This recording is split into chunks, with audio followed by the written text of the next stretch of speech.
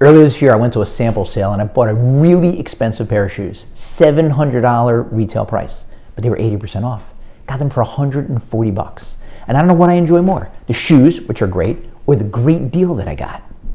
But at the beginning of this week's Parsha, you see the exact opposite. Avraham shows up and he's negotiating to buy the Ma'aras HaMachpelah, the burial plot for his beloved wife Sarah, who has just died.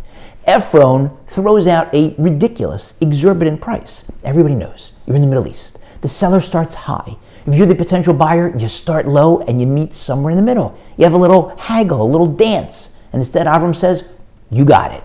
That's what I'm paying. Weighs out the 400 silver shekel and hands it to him.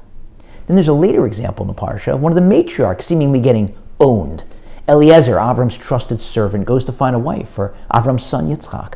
And he devises a test. Whichever young woman shows up at the well and offers to give water to me and to my camels, she's the one.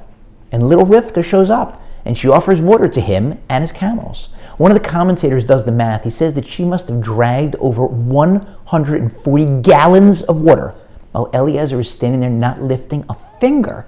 What is going on? What are these two stories teaching us? Thou shalt be a doormat? No. What they're teaching us is that there are certain instances when you have to be quiet, when you have to just completely give in. Don't argue, don't negotiate, don't complain.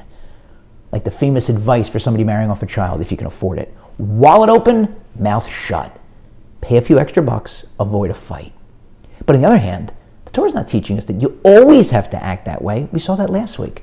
When Sarah saw that Yishmael, Avram's other son, posed a spiritual and physical danger to her son, their joint son, Yitzchak, she told Avraham, out! You need to banish Hagar and Yishmael. Very difficult for Avraham, but Sarah took a stand.